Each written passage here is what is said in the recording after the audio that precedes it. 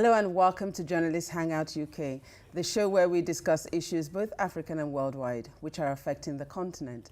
And we look at how these issues are seen at home and in the African diaspora. I'm Priscilla Nwikbo and I'm pleased to welcome our panel. Juliana Olayinka, journalist and broadcaster. Ayo Johnson, journalist and specialist in African affairs.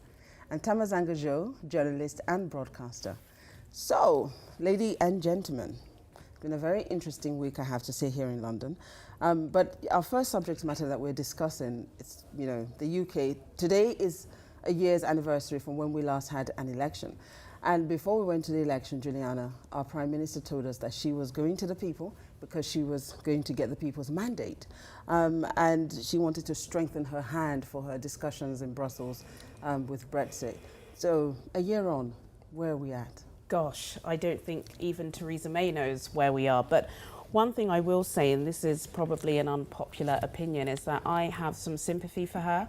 I think looking back a year, I probably didn't. I think it was a silly decision, especially when she had a decent majority to go into a general election, although I can understand the strategy behind it. She did want the support from the nation and from the other parties on a Brexit strategy. It failed. She still is leader. The Conservatives are still in power, albeit part of a coalition with the DUP, and I think that's wherein lies the problem. The Conservative Party is very factioned at the moment. We obviously heard that our Foreign Minister Boris Johnson said Donald Trump would be better at delivering Brexit than his own Prime Minister, and there are issues upon issues, and I'm sure we'll discuss them now. The issues are endless. I don't think any of us imagined, what was going to happen a year on. But did you think that going to the polls for Brexit in the first instance was going to cause us so much problems 2 years on? Well, she took a huge risk, a huge gamble, and the Conservative Party thought that they'd come through the fact that so many people had voted for the referendum in the first place, which was a shocker to many, and the fact that they believed that this was their time to rubber stamp her authority, but a huge gamble, and at that risk, because she could have lost those elections, and more so, the Labour Party could have won. And in fact, if the Labour Party themselves had not been infighting, which means all the politicians that you see currently supporting the Labour leader, if they had supported him then, they could have won those elections, and disappointingly so. But I think she took a gamble, she took a risk, but it paid off. But I'm not a conservative lover. In fact, I think personally that the reason why UKIP and these far-right parties are like on the margins of the society right now, because the Conservatives have adopted a lot of their policies. So they've become very much like the nasty party. Very interesting.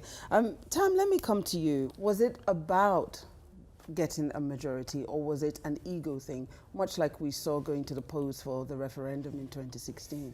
Well, just like most of the political shenanigans that we see around the country, whether it's in Zimbabwe or in America or Nigeria, it's all about personalities within a particular party. The election had nothing to do with Britain or Europe or Brexit. It was all about control within the Tory party, because Theresa May had come at the back of an election that had been won by David Cameron.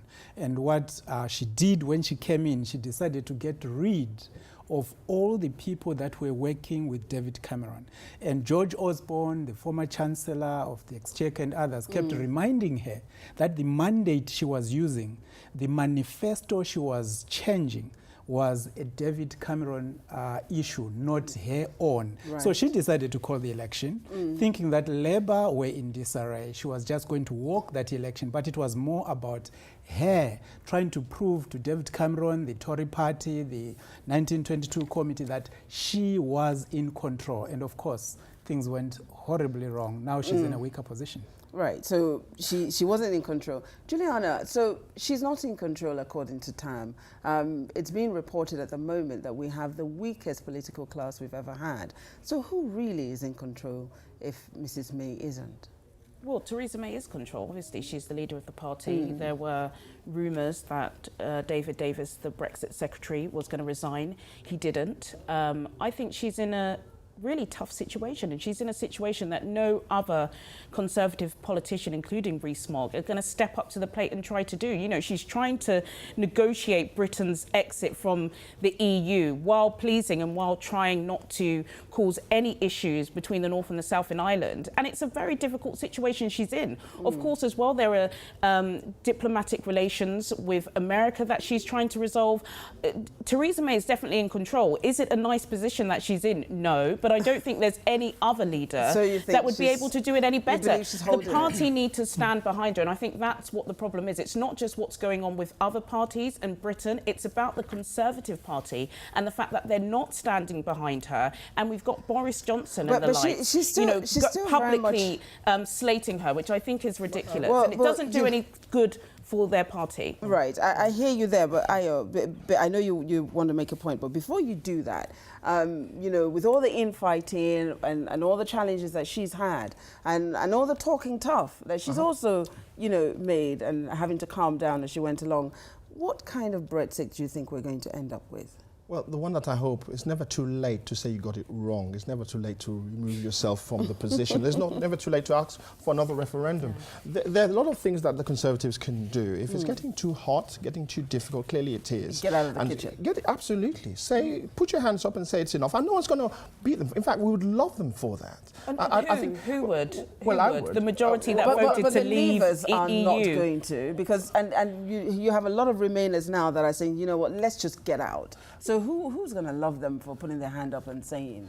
Well, this doesn't apply just to the Conservatives. It applies to the Labour Party as well, because the vast majority of them voted as well to leave. You remember we had campaigns which were being pushed by all corners of different political parties. So putting your hand up doesn't mean that it's a particular political party issue. It means that a united front is saying we got it wrong. There's no harm in that, because guess what? We're going to be poorer for it.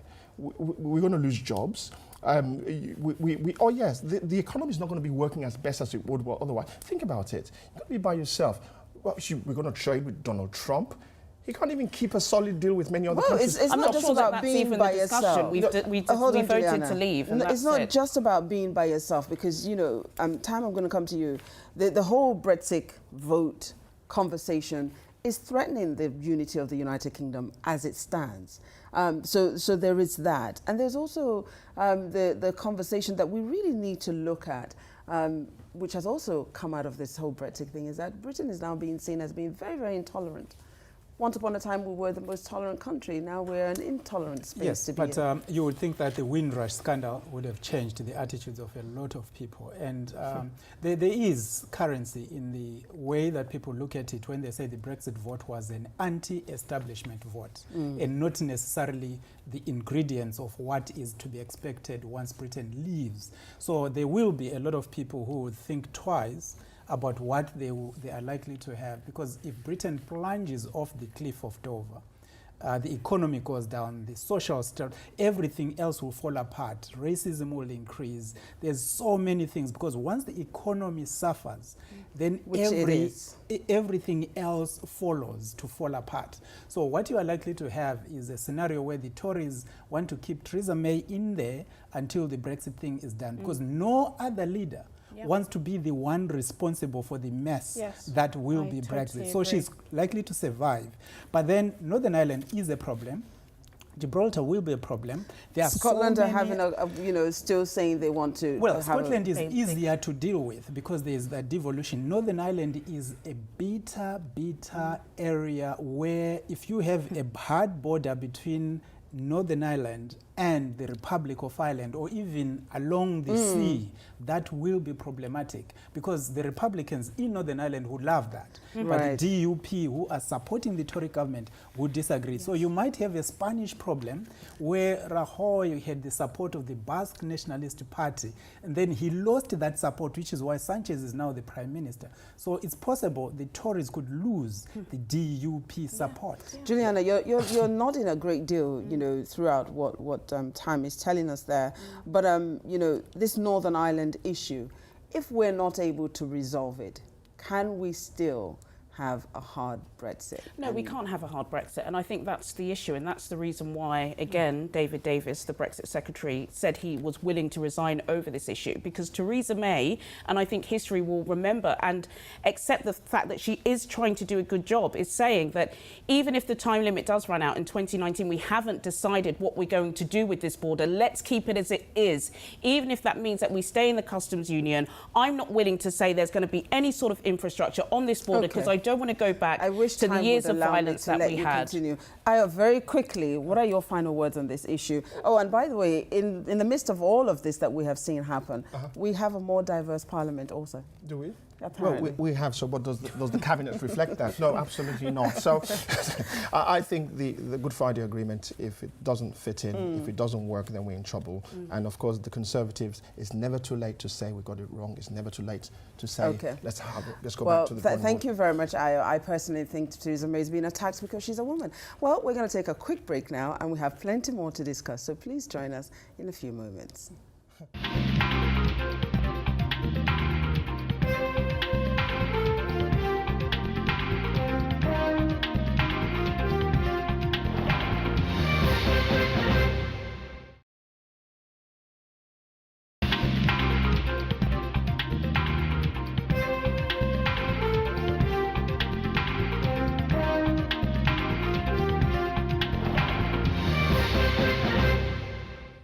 Hello and welcome back to Journalist Hangout UK. I'm Priscilla Winkbo, and I'm pleased to welcome back our panel.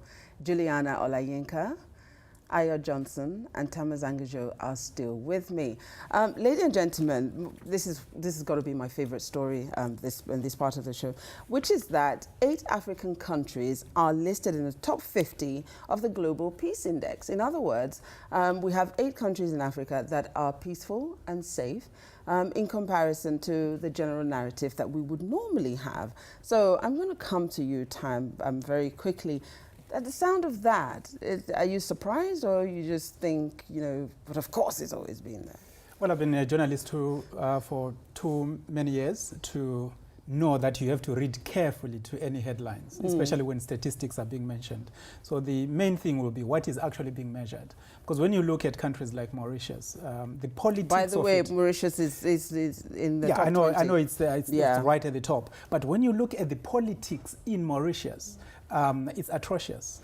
You've got a president who is being fired for shopping. We're talking about peace. We're talking about peace. This is my point. My point being, Africa is normally looked at badly because of its politics, because of the political leaders, rather than the people. What this means, what this appears to be measuring is when it goes down to the people at the village, people in town, on the streets, by the beach, in wherever you go, you get a smile from an African. Absolutely. You get, that hospitality that you would get independent of the politics within that country. Right. The politics in Mauritius, from the Ramgulans to the Jagnos, it's elitist and it's also as difficult as it would so be in Nigeria. So the politics doesn't affect the peace of Mauritius? According to how this has been measured. So the African we're measuring peace. Has always been there. We're measuring peace on this occasion. I am going to come to you because our favorite country is at number 34. Which one is that? And that's Sierra Leone. Oh, yeah. Given where Sierra Leone was 16 years ago, and as one who hails from Sierra Leone, how do you see this? Do you feel that the narrative has been, wholly unfair, unjust? Well, I think thanks to this report that's come out, because I think it stops all this death, disease and destruction narrative about Africa being the worst. But I don't think we hear enough about this report, so how will it stop it? Well, it means that countries can actually use this to sell themselves, to say, guess what? We are peaceful. You can come here safely.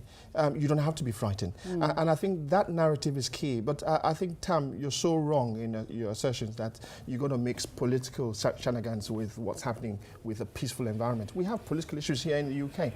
Do you speak foul about them? No, you don't. So I think it's wrong. But anyway, I think it's a good thing. I think it sends the right signals and it puts us in the right position to be able to attract a lot of investment from tourists. I mean, Juliana, this is really interesting. When we look at the population of, some of these countries, Iceland is hailing at number 1. Iceland only has 350,000 people. And some of these countries, as we know, have 250 million, 180 million, you know, and a billion in China. Almost there. So when we look at this, do we think that the density of the population has an impact on how peaceful the country is, or No, it I doesn't don't have think an so. effect? You know, they were looking at the military, they were looking at international relations, and I think politics, to agree with Tam, is part of that, because you look at a country like United States of America, you know, people are burning flags in the Middle East, American flags. If you look at in the Middle East, you're not seeing them burning flags in Nigeria. So I do think how a country is politically... The KKK are burning more than flags in the USA. What's that got to do with the results? It does. No, but you're saying that people are burning flags in the Middle East, No, and I'm because- just no, saying but that what I'm saying- the no, burning what- flags thing is not unique to other parts and not. No, what I'm less the saying US. is the reason why a country like United States of America may be seen as more dangerous than some parts of African countries is because how it's seen politically, how it's getting itself involved in wars. If there are tensions, for example, you know, Kim Jong-un has more issues with the United States than it does with a country like Sierra Leone, and this is how this survey has looked at its results, and that's true because I read it and I looked at it. Ayo, I'm so you sorry. disagree? Absolutely. I mean, to be honest with you, the reason why the United States is one of the worst countries to live in is because there's a war happening in every state. You're more than likely to be shot, to be stabbed. In fact, Britain is somehow... The US is actually at number 147, I think. There we go. And in fact, Britain is not a safe place. You're more than likely to be stabbed or shot these days than you would otherwise be in a place like Sierra Leone. 121, sorry, there we go. not 47. So what that they're was saying Nigeria. here is countries like Sierra Leone and Mauritius are very safe. You can go there, don't have to be frightened, be perfectly attuned with yourself and hope. Okay, love so your We're holiday. obviously looking at all these right, results so totally differently. let's look at something else that also informs this you know, index, and that is that we're looking at literacy rates. So for instance, Rwanda has 80% literacy rate. Rwanda, as we all know where Rwanda is, and also the child mortality rate is down. The US cannot boast of the same, you know, literacy rate as Rwanda does. So is it still a political thing, Tam? In a big way, because what you have is a government that deliberately targets certain sectors of, say, the economy or in terms of policy. In Zimbabwe, for instance, in the 80s and 90s, education was all there was. That's where most of the money was going. And that's why Zimbabwe has the highest literacy rate in probably most of the countries you will ever have recorded. And those people are going abroad and they are showing their skills. Rwanda is coming up. So the fact that education in Britain, America, or any other place will be considered differently, they're talking about grammar schools, they're talking about putting money somewhere, is not the way Rwanda and the politics in Rwanda would look at it. So I agree with Juliana. It's very difficult to read these results outside the context within which forgive me. I was trying to pay attention to you and listen to you there, but I got confused. Why? So literacy rate in Rwanda is 80%. It's a deliberate move by the government. Okay, so to drive it. So hold on, and then you told us the United States. I'm not comparing. I was just mentioning the fact that there are other indices that were also measured, and my question here is: with these measures, is it still down to the politics of the country? Because in every country, you know, every government in every country has to pay attention Okay, here to is the a quick education example, of that Priscilla. country. Okay, here's a quick example. In Sierra Leone, during the time when there was a civil war, No, don't associate war with the country now. They're one of the most peaceful. This is my point. Okay, pause. Let's remain peaceful as we discuss the issue. Juliana, wait for me, guys. Wait for me, guys. Okay, pause. Pause time. During that time. We need to be peaceful as we discuss the peaceful issues of Africa. Okay, so time, take it away again. Right. The politics comes in because where you have conflict, where you have political crisis, where you have maybe a civil war, you are not going to get those high literacy rates that you see with the stability provided by the politics. Life expectancy in Tunisia has also gone as high as what Sweden once used to have it. So, Ayo, can I come in? No, please, it's my turn. Bear with me. So let's keep it peaceful because we are discussing the headlines that Africa never seems to, we don't hear around the world about Africa. So we're going to remain peaceful as we do that. So Ayo, very quickly, as I was saying, life expectancy has gone that much higher in Sweden, in Tunisia, that equal to Sweden as it were. So, you know, over here, it's about the political aspect of things. But you're saying, no, that's not the issue. So break it down to us. What is informing this much better index for Africa? Well, it's the fact that everything is getting far more brighter and people are struggling to come to terms with that reality. You know, they used to think that my football team's the best, my country's the best, I wear the best clothes. But guess what? The truth is, Africa's got the best climate, they've got the best people, they've got the best countries, and they're more peaceful. And more so, educational levels are so high, they're far better than Europe and the United States. And people are just struggling to come to terms with that. Tough luck. But Juliana, I mean, I hear what time. To speak. Thank well, you. we can't all do it at the same time. We've got to do one after the yes. other. Isn't it just a case of the narrative that we've had for not just, you know, centuries, but for all our lives, that Africa is poor. Africa is not a good place to be. Africa is all about the wars. Is that not really what has informed us not being able to look at what the real issues are, which is that we do have countries in Africa that are more peaceful than there are in the West? I agree with you, and I also think we all agreeing. This is great news for Africa, but I think Safe Africa, I only think that headline will be used in this discussion. I think the Peace Index, that wasn't the headline that came out of it. They were just results. This is what, from what they tested, these were the results. But it's and about it was what's fortunate, reported, isn't and it was fortunate that some African countries were higher than others and higher than some countries in the West. Fortunate in what sense? Well, fortunate that the narrative you're saying has been described for Africa for years wasn't resulted in this test. Well, why would they? But I'm lost, sorry. You're saying it was fortunate that Africa is featured to be part of the top 50, for instance. Okay, let me break it down. Let me break it down for you. How is that fortunate for Africa? Is it not the reality of those countries? Let me break it down in a very peaceful way to you. Thank you, please do. I'm happy that there are African countries that feature high on this test, and that's it. Right, okay. I wish we had more time to peacefully conclude on this because there's a lot more. Well, don't forget to follow us at RealJHUK on Facebook, Twitter and Instagram. I'm Priscilla Winkbo, and from the entire team here in sunny London, it's goodbye. Thank you for watching JHUK.